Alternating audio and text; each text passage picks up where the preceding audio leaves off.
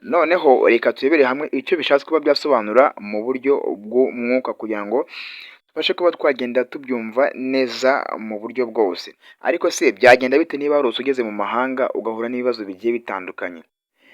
Nko kuba wagenda ugasanga wayobye, ugasanga uri kujya aho utazi. Hari n'abarota bari mu mahanga ariko bakumva bafite irungu cyangwa se bakumva bifuza gusubira iwabo.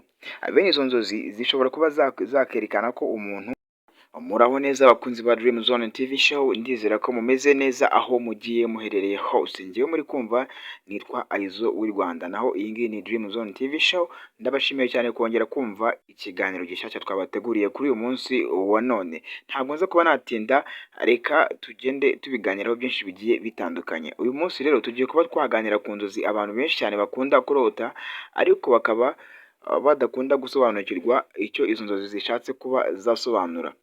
Izo nzozi rero nta zindi, ni ukurota ujya mu mahanga cyangwa se kurota ubona uri mu bihugu by'amahanga. Ese bisobanuye iki? Ese warabirose? Niba wifuza kumenya byinshi rero bigiye bitandukanye kuri izi nzozi, ni byiza ko wareba iyi video kugeza igeze ku musozo kugira ngo ubashe kumenya byinshi bigiye bitandukanye.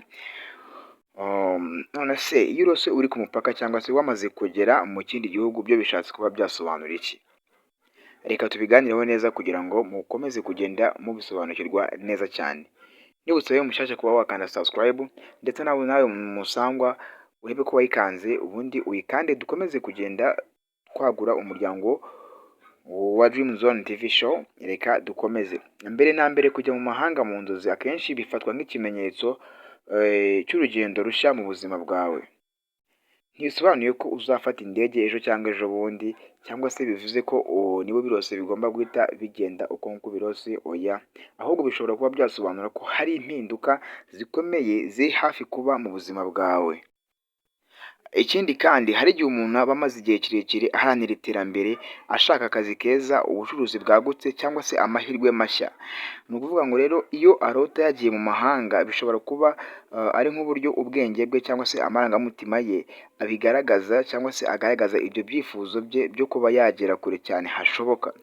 Ikindi, kurota wagiye mu mahanga bishobora kuba byasobanura ko ari ukwitegura kuva mu rugendo rumwe ujya ku rundi, nk'uko umuntu ava mu gihugu kimwe akajya mu kindi. No mu buzima rero, hari igihe umuntu ava mu buzima busanzwe akinjira mu buzima cyangwa se akinjira mu bihe bishya. Niba warose ugeze mu mahanga ukumva wishimye cyane kandi ubona ibintu byose ari byiza cyane, ugenda neza nta nkomyi, bishobora kuba byaba ikimenyetso cy'ibyiringiro ndetse n'amahirwe mashya.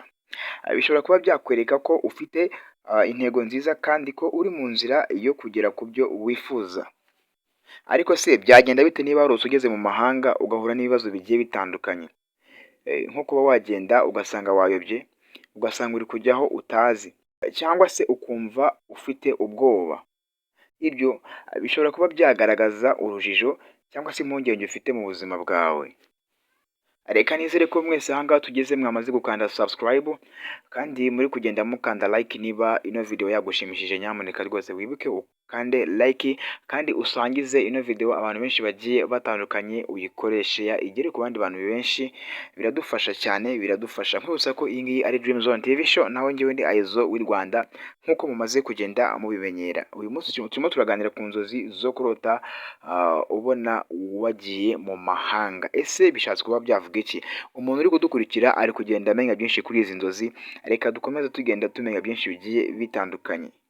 Hari n'abarota bari mu mahanga ariko bakumva bafite irungu cyangwa se bakumva bifuza gusubira iwabo.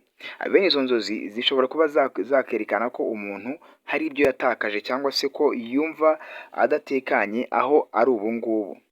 Ukumva rwose utamerewe neza bitewe n'ibihe urimo cyangwa se bitewe n'ahantu uherereye. Noneho reka turebere hamwe icyo bishatse kuba byasobanura mu buryo bw'umwuka kugira ngo tubashe kuba twagenda tubyumva neza mu buryo bwose.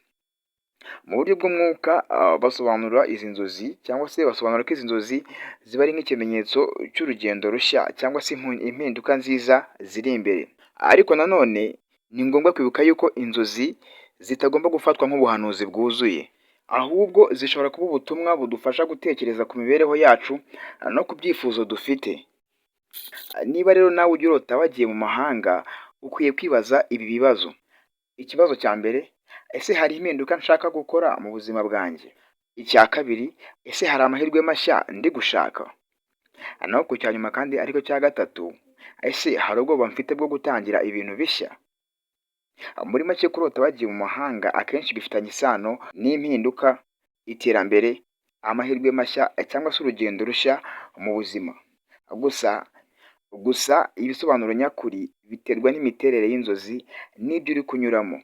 Ndabibutsa ko ndi kugenda ngana ku musozo kabisa w'izi nzozi cyangwa se wa kino kiganiro cyacu twavugagaho cy'uyu munsi cyo kurota ujya mu mahanga cyangwa se uri mu mahanga.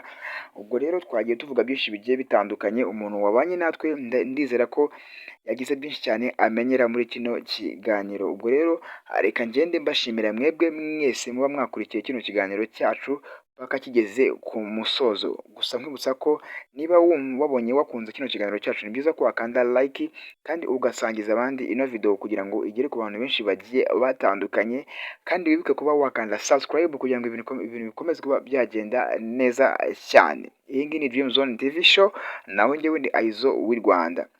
Reka duhure ubutaha mu bindi biganiro byacu bizakurikira. Imana ikomeze kubarinda kandi igumane namwe ibihe byiza, ndabakunda cyane.